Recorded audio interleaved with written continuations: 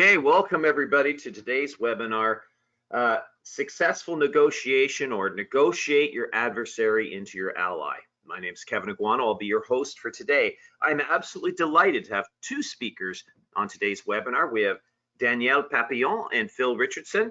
I'm very excited to have both of them on the call. They are co-authors of the book, Take the Step Ahead, Negotiate Your Adversary into Your Ally, 10 Secrets for Success from Around the World.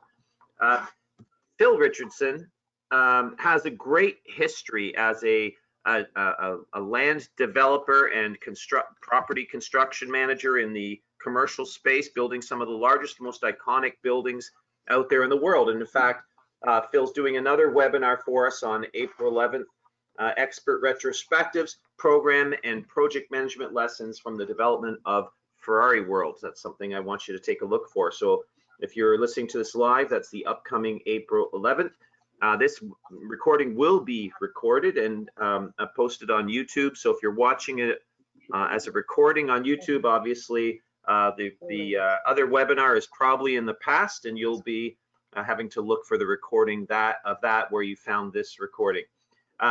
Danielle is his partner, and Danielle's the co-author of the book. As I said, Danielle will be presenting on April 4th on using big data to gain insights with Power BI. That's an upcoming presentation to keep an outlook, to keep a watch out for as well. Thank you very much for both of you. Okay, the way we're going to run this today is in a moment, they're going to start their presentation. And what we're going to be doing is holding off on questions until the end. We'll have time at the end of the presentation to address your questions and concerns. So during the webinar, if you have a question, you can type it into the questions window or the chat window on your web interface. So you can just type the questions there. We will gather them and we will address them at the end. So type them in as you go so you don't lose them, and we'll capture them all and we will address them at the end. Okay, at this point, I'd like to turn it over to Danielle and Phil. Go ahead, turn on your webcam, introduce yourselves, and take it away. Good afternoon, Kevin, and hi, ladies and gentlemen. Thank you very much for joining our webinar today.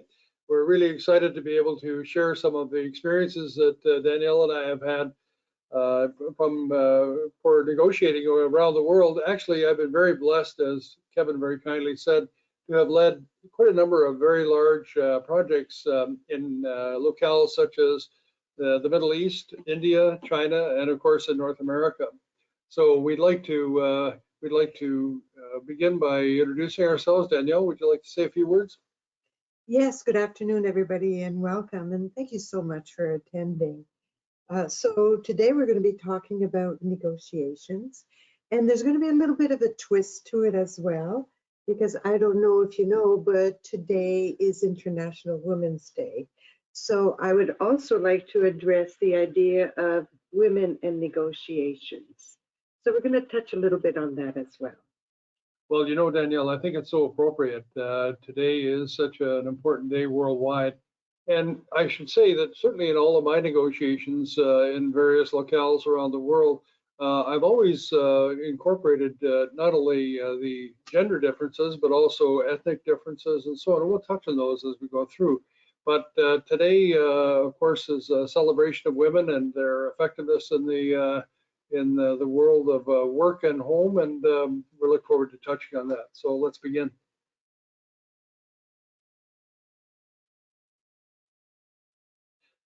So this is a bit of a preamble for you. This is a picture of Danielle and me in Paris, and in fact, it occurred around the time when we took the occasion to become engaged. So we thought it was a happy picture to share with you. As you can see in the inset, the book, Negotiate Your Adversary into Your Ally, was one that we co-authored. And I'd like to mention that to all attendees today, we'll arrange to email to you a complimentary, i.e. free, e-copy of our book for your enjoyment. And we always welcome follow-up questions that people may have or other interests that they'd like to avail themselves of. We're available to talk at any time. So let's begin. One of the things that we have experienced, and once again, this is a Paris experience on another occasion, and It has to do with the differences in ethnicity and so far that we all face. Now, let's not forget that in North America, it's not just the ethnic differences that we have when we reach out into the world, but because the U.S. and Canada is the home of so many immigrants, it's how our nations were built. We have virtually everybody represented here. And so let's not forget that people are raised differently, have different skills, and also have different approaches. So this story I'm about to read an excerpt from my book is to that point. So what we have is in Paris is was a meeting that we held that basically was to do with the inclusion of one of the world's largest film studios into our plans for the development in Abu Dhabi of our Ferrari World and our super regional mall project, a $10 billion US project. And so we met in Paris with the film industry, the film company's chairman, CEO, and other senior executives. And I'm going to recount this. The boardroom was tense as small talk about being in the world capital of love swirled around it amongst those who had arrived. The room is a replica of an ornate 18th century gentleman's library, but armed guards now stood outside its doors in one of the city's most famous hotels. The surroundings couldn't have been more opulent and suitable. This was a meeting between one of the world's largest property development companies and one of the world's largest movie studios. Very pleased to see you again, the CEOs had exchanged greetings when they arrived an hour ago. But the studio's chairman was beginning to look more exasperated by the minute. He and his executive team had flown in from Burbank on their Gulfstream 9 only a few hours before. But our chairman was nowhere to be seen, overdue now by 75 minutes as the antique clock on the mantel ticked away. I'm sure he'll be along soon, our British CEO offered politely to his anxious-looking American opposite number. We know our 737 is on the ground. After finally agreeing to the long-sought meeting with our chairman, everyone was anxious to settle the pressing business issues we came to resolve. Everyone, it seemed, except our chairman. But there was a lot at stake. On the table was the establishment of the new Middle Eastern Center of Excellence for Cinematic Production, a full-blown world-class studio from which it was hoped would come movies to rival those of Hollywood and Bollywood. As well, a chain of cinemas to cover the whole region was planned, and last but not least, a huge indoor theme park was to form a part of our retail and entertainment mega project. This aspirational vision had been formed a year ago, beginning in Abu Dhabi and then moving to Burbank over lunches with executives and celebrities. The toasts had been made, and now it was time to move ahead with concrete planning. But the world economic crisis had intervened since then, and urgent face-to-face talks were needed to adjust the deal. Everyone's global brand was tailored to portray unlimited resources, but reality had intruded, and the party was at risk. The clock continued to tick away. Suddenly, the double doors swung open. With a flourish of white robes and proud demeanor, our chairman arrived. The room breathed a sigh of relief as he grasped the hand of the studio chairman and shook it vigorously. We all stood chatting for a few minutes while more refreshments were offered, and then we took our places. The finishing touch to this movie set was the seating arrangement of executives, each across from his opposite number, 7 per side, with me halfway along our row. And what a great place that was to observe what followed. It became clear as the meeting proceeded that resolution would not occur that day. After a presentation of the latest plans of the theme park based on the large-scale model at the end of the table, our leaders set out to agree what they could. The Americans pushed aggressively for agreement on each element, occasionally referring to the handshake deal that had been done a year ago. The Brits rebutted with the need to agree formally, but based on more detailed planning before proceeding. And the Arabs, well, they just watched. As the discussion of each element concluded, the chairmen would eye one another speculatively. We must resolve the timing of each element now to preserve our board's support for our overall deal, the American chairman pressed. Our Arab chairman deflected. We highly value your studio's commitment to our country and our company, but we must consider what is the right timing. But at the end of it, he made no offer to settle dates. The elephant in the room was money, of course, and the uncertainty of making it available in a timely fashion. There was never the suggestion that sufficient resources weren't available. It was just a matter of when. But if the Americans wanted more certainty as to dates, then perhaps an adjustment to the terms might be offered by them, the chairman expressed. After 5 hours of this tennis match, exhaustion began to creep in. The studio executives resigned themselves that they would not be able to report a successful conclusion to their board. It became clear that only when the price of oil returned to a healthy level would any of these visions be made real. The meeting concluded, leaving an unsatisfied feeling for everyone. But at least it was over, and our chairman's message delivered. The studio was just not that important to cause his country to tap its reserves to move more quickly. We dispersed after the usual pleasantries and went out into the warm summer evening, ready to let Paris distract us. The Middle Eastern point of view on negotiations is very different than that typical for the Westerner, and this is one of the main lessons I learned from this. Stretching our discussions, delaying meetings and decisions is viewed as favoring them, and always there is the inclination towards dominating the discussion through subtle and not so subtle tactics, such as arriving an hour and a half late for a meeting. Their hope is always to improve a deal over time, in the face of the usual impatience of Westerners to get a deal done. So the lesson learned was give yourself time to gain valuable knowledge. Involve your advisors in an ongoing role so they can help you to separate style from the intentions of the other party. And when you're in position to do your negotiations, be patient. Don't ever go it alone, as the information vacuum you will suffer will greatly increase your vulnerability. Thanks, Danielle. Go ahead again. Well, thank you. I really visualize that. So thank you so much for that. As I mentioned earlier, today is Women's Day, Women's International Day. It's also the Women's Month as well. So Phil and I thought, well, we'd like to know, do women negotiate better than men? So we've taken a look, we've studied this, we've researched this, and this is what we came up with. There are typically 3 myths about women and negotiation. And then these are myths, please remember that. So, women don't negotiate, myth number 1. Women tend not to negotiate salaries, but they will negotiate for family issues. The second myth, women can't negotiate. If she does, she won't be liked. This is really seen in the social environment, media, movies, and politics. The third myth is women shouldn't negotiate. They get penalized if they seem too aggressive. They could be liked or seen competent, but they cannot be both. A really good example of that was with Sarah Palin and Hillary Clinton during their debates. So I ask, do women and men negotiate differently? The answer is yes. Why? Because we start from different places, even though our goals could possibly be the same. Because women value relationship and men value the outcomes. Are women less effective than men?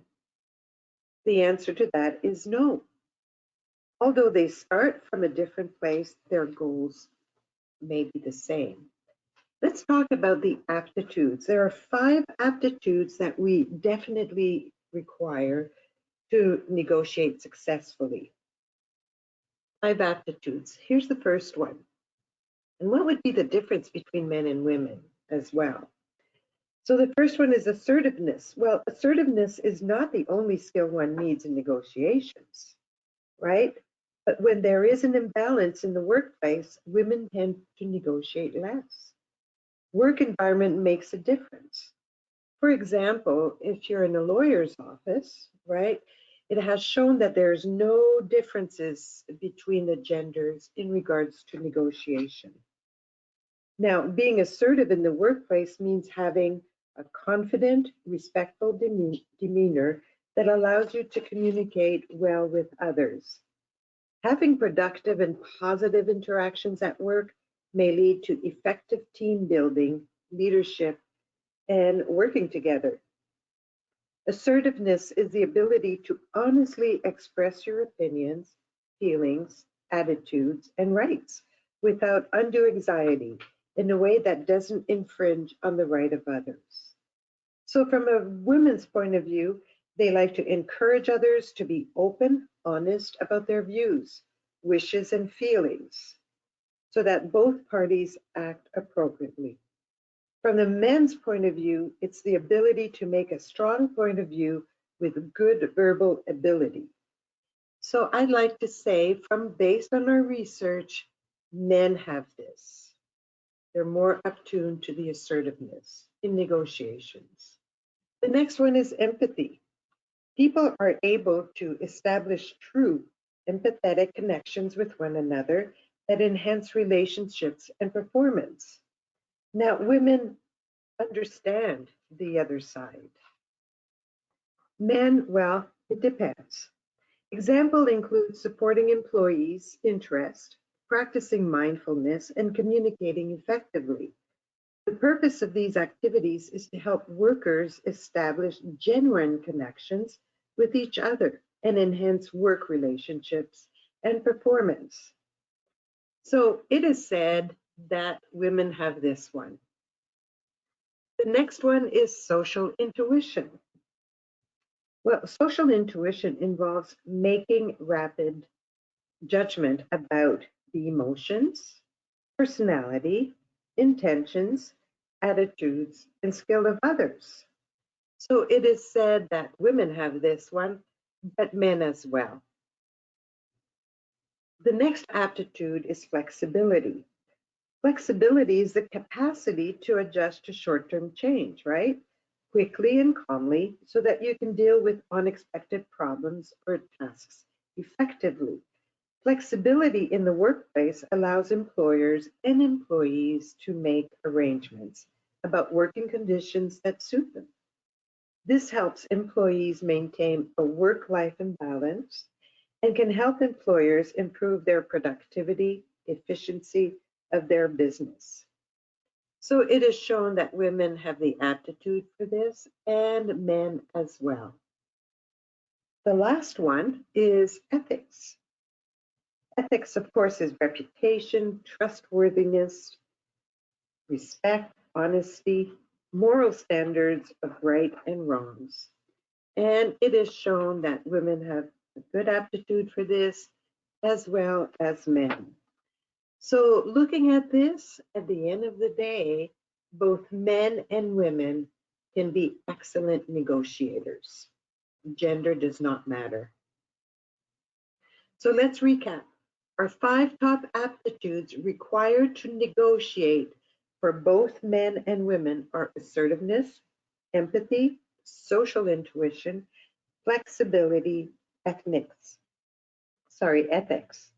Women and men are equal, but with different aptitudes.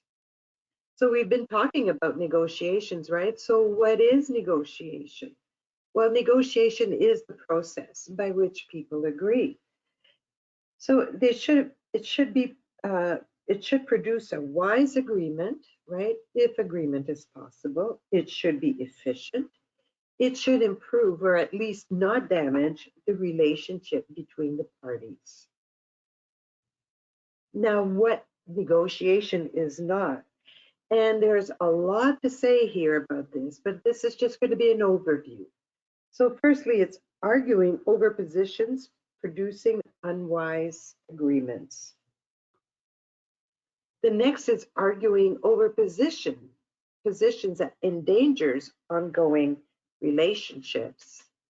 And being nice perhaps is not the answer. So being nice is not the answer to do so. Again, there's a lot of details here, but this is just an overview of it. I just want to confirm the process of negotiation. And there's a lot of details that go into this, right? But the first one is the preparation of so many things, a view, the agreement, of the other person, the market, the list goes on. So the preparation, the next step is exchanging information between you and the person or the company that you're negotiating with. Then you get to the bargaining table and of course the closing. So that in a nutshell is the process. But you need some skills for this, right? So these are the must-have skills to negotiate effectively. Definitely communication skills. Understanding the body language, it's just really important. And we, as a culture, we seem to be not as wise and knowingly about understanding body language. It's a very important part of it. Problem solving, being able to think creatively, open up to other ideas, right? And building enthusiasm and confidence. That really gives a good sense of trust as well. Our 6 basic practices is thorough preparation. Thorough preparation. In that, I'd like to say it's the 80-20 rule. 80% preparation, 20% to go ahead. The ability to set limits to your goals. Good listening skills, that's part of your communication skills. Of course, clarity of your communication, knowing how and when to push or pause your buttons, right? And knowing how to close a deal. In preparation, here is more in-depth, establishing a successful mindset, research the other party, research the market, determine the value of the items being negotiated, determine where you'd like negotiations to take place, establish your best and worst acceptable outcomes, and research your best alternative to a negotiated agreement. Once again, there is a lot of information here, right? But I won't go into all those details due to time. We have time? Okay, well, I'm told we have time, so I'll do the first 3. Establish a successful mindset. Okay, so what do I mean by that? Well, preparation doesn't just mean reading up on the subject matter, right? It includes understanding the person with whom you'll be negotiating and being in touch with your own strengths and limitations. In any negotiation, you must prepare in 3 areas: yourself, the other person, the market. So why yourself? Well, it will boost your confidence and your performance during a negotiation. Know your strengths and weaknesses, right? Knowing, for example, that if you're a good listener, knowing that if you're not a good listener, to be able to practice on your listening skills, for example. You also have to prepare yourself for specific negotiating situations. The better you know your needs, the more easily you can do this. Just a quick example, that would be, let's say you're not a morning person. Don't let someone schedule a conference call for 7:30 in the morning when you're not a morning person, right? Preparing for the other person. Well, research that person. Knowing about the other person can help you build rapport. And you could walk into a room with the comfort and knowledge of having some background on the opponent. One of the most common situations on that is job interviews. Preparing about the marketplace, right? Research your industry. It's just simple as that. You know, if you're a car dealer, know the best about cars. If you're a chemist, know the best about chemistry. If you're an art dealer, know the best about art. So if you're going to negotiate in a world that isn't familiar to you, then research it. And as I mentioned earlier, there are other areas as well in preparing negotiation. But do whatever it takes to be the smartest guy or gal in the room. You know why? The one with the most knowledge wins, right? So, Phil has had the experience in this matter. Phil? Well, I've learned a lot as I've gone through these variety of experiences, most of them pleasant, a few of them not so much. Those are the ones I really remember. I'm going to share a lesson I learned in mainland China. I was in a meeting with my business partner there, and he said to me, imagine if you had to memorize 6,500 different symbols as a part of your language. This is the alphabet of Chinese, Mandarin Chinese, and you're 6 years old. All you want to do is go play with your friends, but you soon learn that is not a choice until you've memorized your ration for the day. If you don't, you're punished, and harshly. Teachers are failures if their pupils don't learn, so they're very serious that the memorization occurs. The difference between Chinese teaching and Western is dramatic, he said. When I first attended classes in the US, I was amazed at how nice the teachers were and understanding if I made a mistake. That is not the attitude of Chinese teachers, for sure.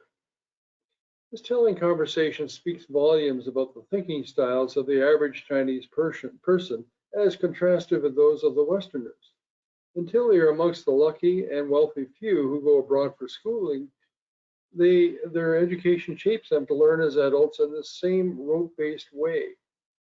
And their company trainers often use the same abusive techniques that their school teachers did, driving whatever is being taught in their minds with repetition and fear. Why would we expect the Asian or Middle Easterner we are negotiating with to abandon their fundamental expectations and biases any more than you would do so yourself? That said, somehow you need to come together so your proposed mutual business can proceed. I talked earlier about the various strategies to expect and accommodate in your dealings with Asians and Middle Easterners. They've ranged from learning the language, to living the business culture, to saving face, while working to lessen their suspicions. Getting comfortable with one another is the first step and includes patiently listening much more than talking. Then aligning your commercial interests is next and only after that. All of this takes time and patience, the latter of which will be tested frequently, while the former is constantly stretched. What was my lesson learned from that experience? Well, keep learning. You want to be on a winning team, right? Well, in order to attract top quality partners, foreign or domestic, you're going to have to commit to continuous improvement, and especially to the adoption of global best practices. Over to you, Danielle. Thank you very much. That was awesome. Well, it's lifelong learning that we have to commit ourselves to. Lifelong learning, absolutely. Extremely important. Yes. I've created here a checklist for negotiations that I'll go through very quickly here. So why is this checklist important? As I mentioned earlier, preparation is 80% of negotiation success, right? So when doing research and preparing for negotiations, there are three important considerations, right? Which is collecting your facts, knowing your priorities, and knowing your principles, right? So in determining your main objective, it's what do you want to get out of the negotiation, right? The next is to determine your supporting points.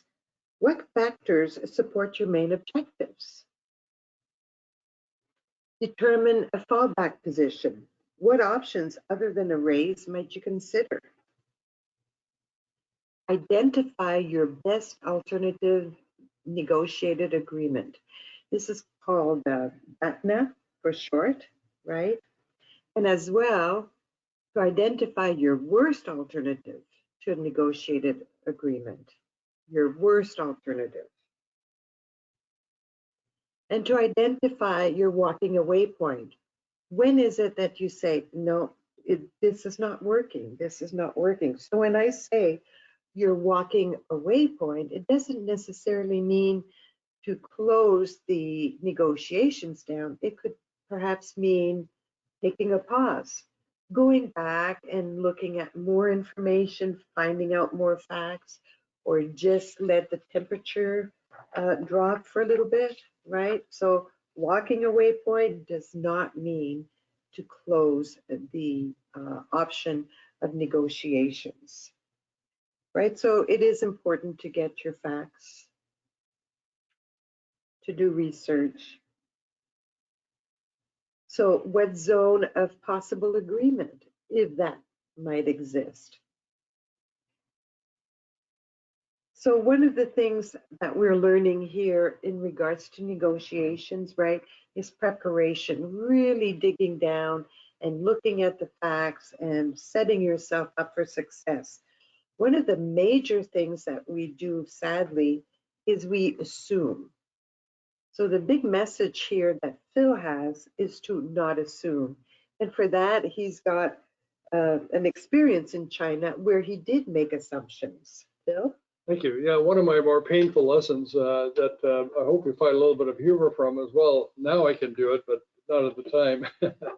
When I moved to Kunming in southwestern China, I was on the understanding that this was a very mild area in which to live from the standpoint of weather, kind of like Denver. And it was up on a high plateau, even though the latitudes were the south. So I arrived at midnight one evening. I was picked up, brought to my penthouse apartment. They really treated me nicely, and I settled in. So this is what happened to me the very next day when I woke up. The dawn came gray, cold, and drizzly, with wet snow. My view was my neighbor's bedroom curtains 10 meters away. I realized then I hadn't drawn mine. Kunming, the city of eternal spring, I thought. I don't think so, I muttered to myself. I could see my breath. I strolled into the bathroom. I took my clothes off quickly, stepped into the shower, and turned on the taps, jumping as I felt the water. God, it's ice, I yelped. I let it run for a while and tried again. Same. Damn. I stood there for a few moments while I gathered my courage, stepping into the Chinese torture device again, while remaining just outside the icicle stream. I poked my washcloth into it, lathered up, and then holding my breath, I stepped forward. Oh my God, I exclaimed. Well, I have to do this. I don't know how long my polar bear shower lasted, seconds I'd guess now, but I was sure awake when I got out. Then I felt the cold water on the bathroom floor right away, and it was deep. Now what, I asked myself. Then I saw water was coming out on the floor from the shower. What do? I looked for a shut-off valve. Nope, none. Who can I call? No one, I thought. I don't have a phone, and how was I going to explain this to a neighbor anyway? But I better try it. Just then I heard a buzzer. I wasn't even dried off. I ran to the door, towel in hand, and looked out the view hole. No one there. It buzzed again. I saw the intercom and looked for the right button. But of course, all 5 were in Chinese. I randomly pushed them, and suddenly saw on the screen one of the young women who had greeted me the night before. Thank God, I thought. Then I remembered I was naked, and the video was two-way. My new colleague's eyes turned very serious on the little TV screen, her smile frozen. Mr. Phil, are you ready for your meeting? Not believing what she was looking at, fortunately just down to my bare chest. But that view told her all was not well. Die. Yes, I said, wanting it to be true. I mean, no, I'm not. Just a minute and I'll press some buttons to open the gate. After a few false tries, the gate opened and she disappeared from the screen. I rushed into the bedroom, threw open a suitcase, quickly pulled out some clothes. Drying off at the same time, I kept an eye on the rising water in the bathroom. I don't have much time, I thought. I opened the door at her knock, but she hesitated to come in until she glanced down to confirm that I had some pants on. There's an emergency, I said, and took her towards the bathroom. One look inside, and she rushed to the kitchen balcony and turned the shut-off valve there. Who knew it was there? The drain in the bathroom floor could now do its job, and the frigid water flowed slowly down it. Thank goodness, I said. Let's get ready to go to meet the CEO, as I had arranged. At which point she said, "Fine, I have my car downstairs." When we arrived at the office and headed into the head of HR's office first, the my colleague went into what I thought was an overly long and animated description of what she had just been through, with several glances at me, and the audience didn't look amused. Well, let's go and see the CEO, I said, hoping to remind them of why I was there. They just glanced at me coldly and continued their conversation. Finally, they were done with me, and the HR head said, through my new colleague's interpretation, "Mr. Phil, there are certain things you have to understand." I said, "What are they?" Well, it seemed that some fool, unnamed and of course not present, had failed to notify the gas company to turn it on to heat the water. Ah, I thought, maybe a complete solution here. Okay then, is that how the apartment is heated too? The HR head looked quizzically at me as my colleague translated. Heat for the apartment? That's not supplied, came the answer, dumbfounded because she added, that is your responsibility. Okay, so how do I get it? I shot back. Her look told me that I was not the brightest knife in the drawer. You must, of course, buy electrical heaters and pay for the energy they consume. And that's not included in your arrangement with the company either. Your colleague will take you to where they're sold. So my lesson learned was, again, if you fail to plan, you plan to fail. Plan for success instead. To begin with, I strongly suggest that you prepare a written strategic plan that will contain an action plan to serve as your playbook for any negotiations that you have upcoming, as well as strategic actions that you're going to follow. So that was my painful lesson. Thank you. Well, thank you very much on that. Really important, right? To plan's very important. Yeah. So let's put your plan into action, right? What are the steps? So prioritize each goal. Think of your action plan like a meeting agenda. List the action steps required for you to accomplish each goal. After you've prioritized your goals, determine what you need to do carefully to execute each goal, right? Identify people you need to support you to achieve each action step. And that really is looking for a champion, right? A work champion who will support you. Identify potential obstacles to each of the action steps. So pause when you identify an obstacle and figure out the best way to overcome it. Solving a problem early in the process, that'll save you the time and the hassles of dealing with a potential disaster down the road. Estimate the completion date for each of the action steps. Now, there are other things to consider, right? Such as the status of the person, the age, the seniority, your organizational role, counter stereotype. And what do I mean by that, by the way? Well, parental leave for men, for example, social cultural context, organizational culture, and demographics, ethnicity. So speaking of ethnicity, I'd like to focus more on the cultural differences. Phil, you've experienced so many different cultures in your negotiation career, right? So I'd like you to talk about that for us, please. Well, thank you, Danielle. Really, the good news is that cultural differences, once known, can be accommodated and you can adjust to them. As an example, when I led the development of Ferrari World and the Super Regional Mall and the Warner Brothers theme park and water park, I had a team of 14 different nationalities comprised of 500 people, engineers, architects, designers. We designed and ultimately delivered the projects. As well, we had 5,000 workers. So needless to say, they came from a variety of different places, and therefore they all had different upbringings, they had different cultural differences, of course. And as a result, we had to give consideration to them in all that we did.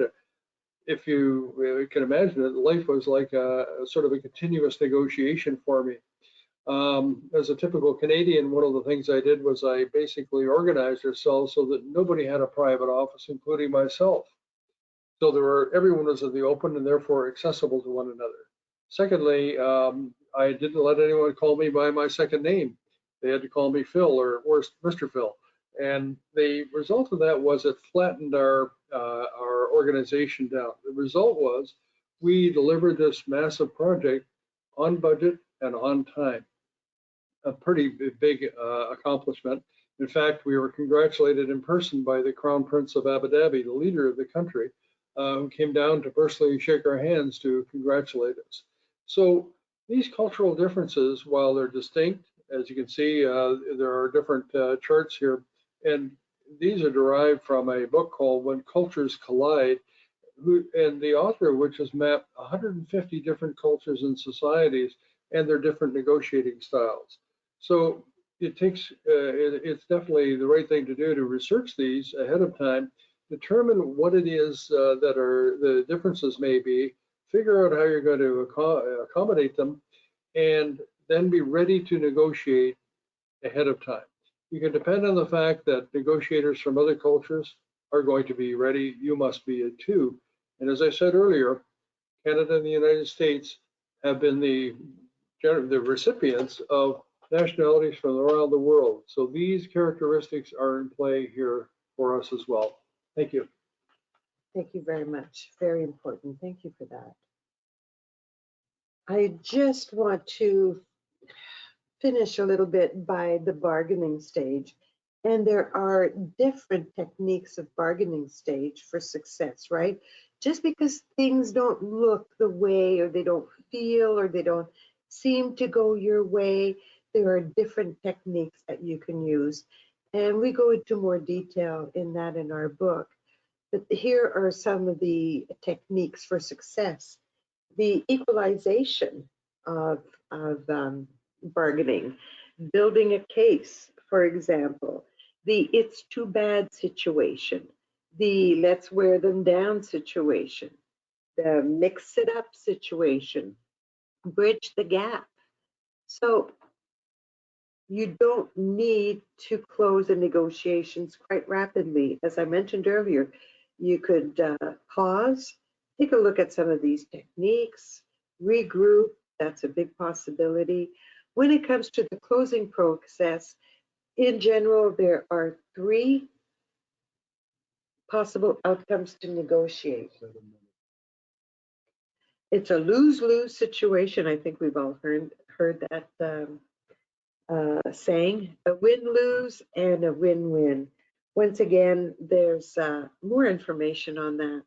But the one thing that I would like for you to walk away with for Women's Day, I'd like to confirm, is that negotiations for women is really important, and to get rid of those myths. And Girl Guides, for example, have a win-win program, just to let you know on that.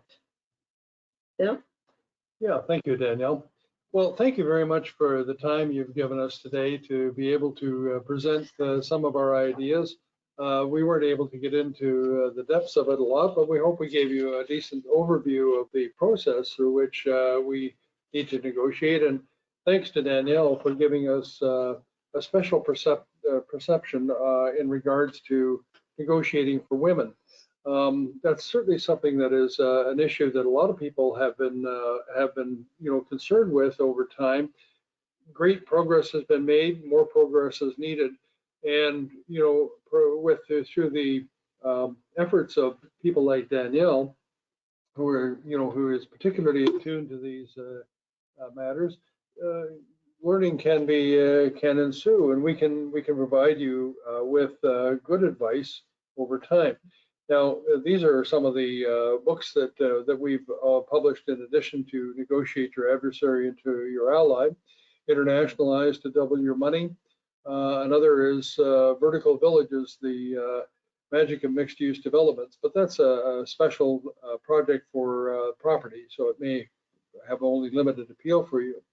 As well, we have 2 upcoming books, Serve You, Serve Me, which is about customer service, and last but not least, Agile and Resilient. Having come through the pandemic as we have, clearly those attributes are something that are highly valued and something that I think all of us can benefit from learning more about.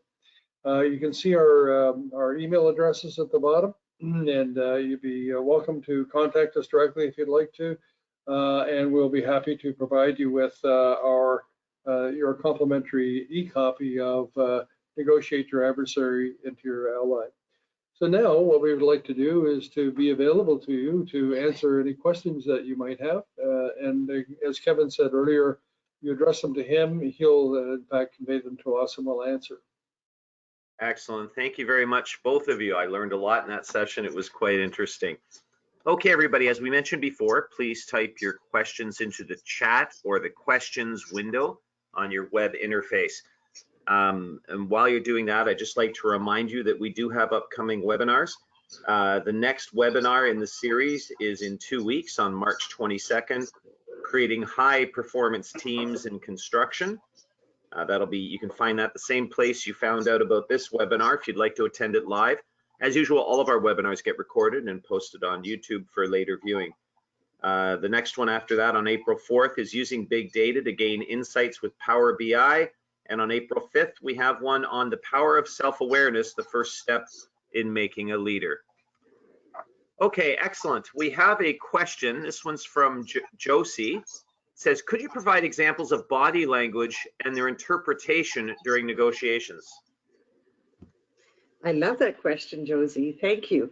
So we're now in the, so this is a video where we're not in person. So I'm going to talk more about the faces, right?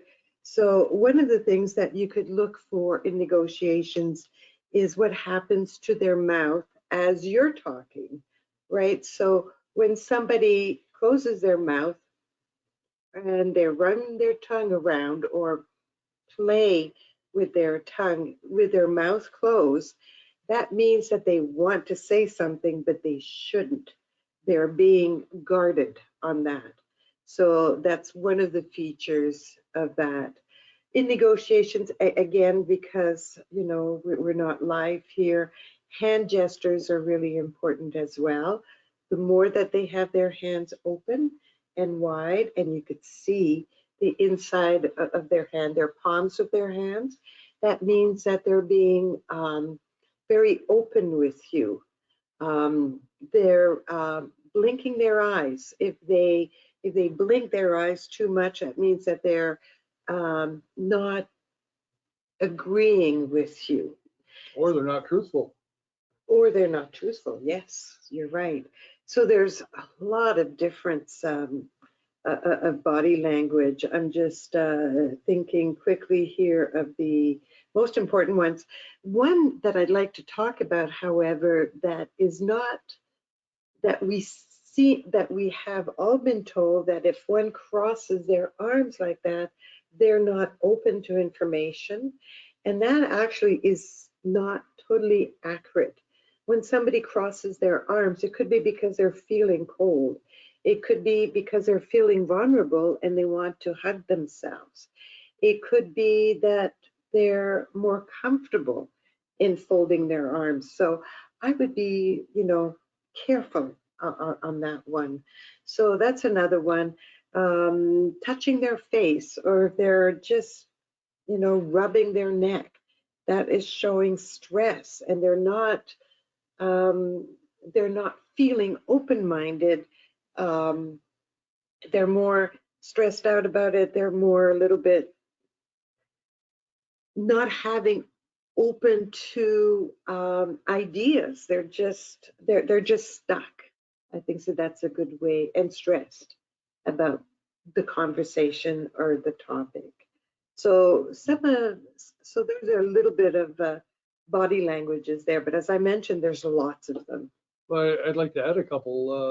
One of them is, you know, the body posture that we maintain when we're negotiating with members of different cultures. So as an example, in the Middle East, if you cross your legs and show the bottom of your shoe to someone, it's disrespectful. Mm-hmm. And so you have to keep your feet on the ground when you're negotiating. Otherwise, it sends an unintended message to the person you're negotiating with, and could obviously turn off the whole process. Another aspect is, and this goes to the fact that I have a recent degree in neuropsychology, and that is the depiction on your face of micro thoughts and emotions. So I can't illustrate it for you exactly, but we all know what we're talking about. You know, they're the minor little flecks and so on that you see in inflections in the in your mouth, for example, around your lips, etc., that convey an image and sort of an idea. And because it's a part of our cultural knowledge, it's something that's shared information that we kind of know about, and so we take from the impressions that we see, even though, as I say, they're almost they're transient, almost invisible. We take messages away from there. Now, I don't suggest that we can control them. Quite the opposite. What I suggest is that we be watchful for them, because that conveys information for you that you might use in your negotiation. So there's a wide range of subtleties about body language. So I address that as you reading body language. What about your own body language, right? So to show confidence, for example, is what I call to take space. So when you're sitting in a chair, do fill out the width of the chair just by sitting straight and out, like pushing yourself out. That's another example of not only you reading the body language, but showing your body language in a positive way as well. So it's a two-way thing. Excellent. Let's help you. Excellent. Thank you. Yeah, the person asking the question, Josie, did say thank you. Okay, next question is from Ken. Ken asks, do you recommend conducting a post-negotiation review once something is complete to learn from it? And are there any special techniques for that? I would say, firstly, it's almost obvious that it should and must be done.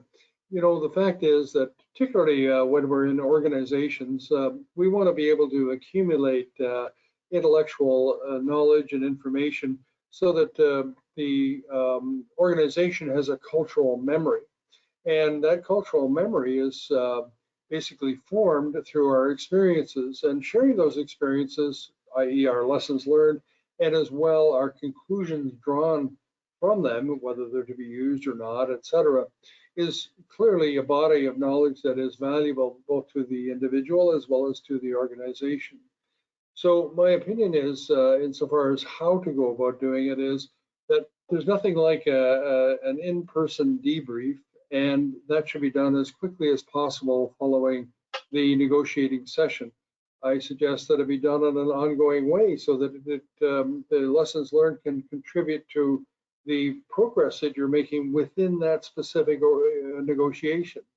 So, and lastly, recording it and sharing it is very important. There's an old adage about you know, things measured improve. Well, there's an adjunct to that. Things measured and improved and shared create improvements exponentially within an organization. So, you know, it's important to record these and share, and make sure that people are aware of the importance of the process, do take regard to them, use them in the then current negotiation and then in future negotiations. I think that was a really good question. And once again, like we mentioned, the 80-20 rule, right? Excellent. Thank you. Ken does say thanks. Okay, next question from Mahala. Mahala asks, what do you do in the face of hostile or deceitful negotiations? Very good question. When it becomes hostile or deceitful, it's okay to pause, by the way. We do have a section on negotiating with negative situations, and that definitely would be one. And at that point, there's a good chance that probably it's a good time to pause. What do you think? Well, not only a good time to pause, but a pause and reflect, because you know what is revealed through those kinds of communications pertains to what your future relationship is going to be like. Mm-hmm. So if you take away as a reading that people are disrespectful, even abusive, you need to take steps. Firstly, you should need to reflect upon it. You, of course, don't want to have a relationship that contains those elements. And walking away from a negotiation or a relationship that contains that is very, very appropriate. Life is to be lived happily, and we only have one to do. So, we don't want to encourage negative relationships. Now, I'm not saying you want to jump to that conclusion immediately. You want to suss through it to make sure that you understand, what it consists of, what's stimulating it, and so on, because there may be some solutions for it.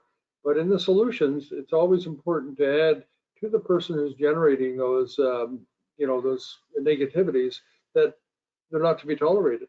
And if you don't get a reaction that says not only apologies for it, but also I won't do it again, and they don't do it again, then you have to walk away from that relationship. I think it also includes using strong communication skills as well, is finding out by asking questions, what's wrong? What are they unhappy about? Just to get some more facts from them of why they have that attitude as well. Yeah, I add one thing as well, please, Kevin, before you pose the next question. I know you've made it, apparent to the attendees, but I'd like to reiterate that we're very open to hearing both your positive and negative comments that you may have about the content of what we provided, our performance, and so on, because we're always trying to improve. And any comments that you might have would be very helpful for us if you could route them through Kevin, please. Excellent. We do have one feedback. Adam said, Phil's a great storyteller. Enjoyed Danielle's presentation. I picked up some new acronyms, BATNA, ZOPA, etc. Looking forward to receiving your e-copy. Thank you very much. We're looking forward to your reading it. Okay, excellent. I have another question. I'm creating this question because I'm combining two people's questions that I think were somewhat related.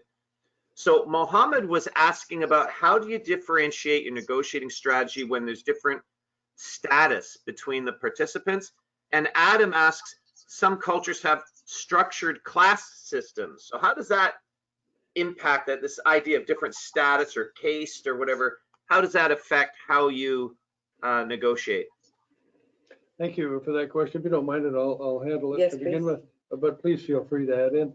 Working in the countries in which I've been operating, such as the Middle East, India, and China, there are very distinct class structures. And it is something that firstly begins with your familiarizing yourself with what they are. Secondly, by determining to which group or classification your opposite numbers belong, so that you can tailor your discussions with them. You also have to appreciate that those structures also entail different levels of authority. And so when you think you may have come to an agreed negotiation with one group, it may not be the end of the game.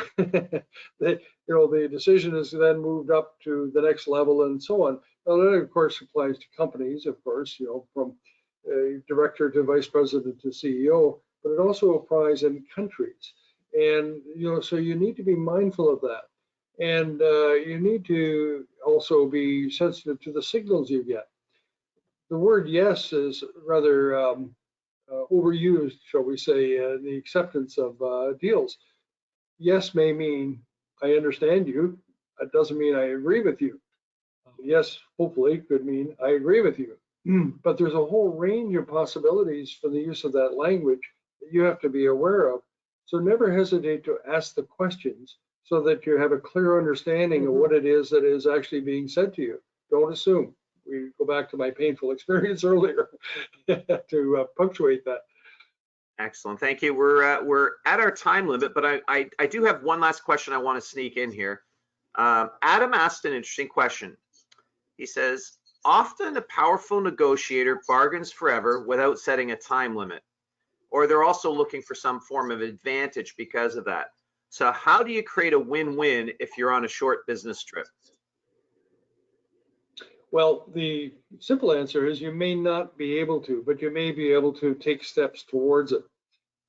As I said earlier, the building of relationships is all important for many cultures before any kind of deal making ensues. And so your expectations have to be in keeping with that. Therefore, a short business trip in some cultures, North Americans particularly, you might think you're going to get a deal done. In other cultures, the ones we were describing and beyond, that isn't the intention. The reason I'm smiling is because the differences between men and women is that men are very goal oriented on their negotiation, and women approach it from a relationship point of view. And I'm so proud of you because you've approached that question from a relationship point of view as well, right? So it all depends as well as how long you want that relationship to be, right? If it's just a day's relationship, that could be different. But if it's going to be a long-term relationship, then the approach has to be different and not over perhaps a day trip.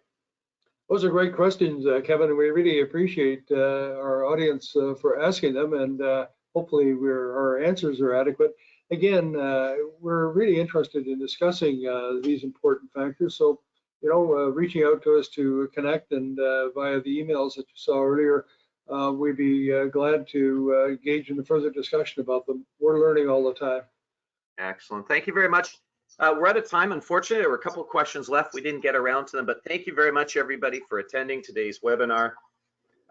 It will be recorded, and in a few days, it will be posted on YouTube, on Procept's YouTube channel. Keep an eye out for that. And remember, the next upcoming webinar is in 2 weeks on March 22nd, creating high-performance teams in construction.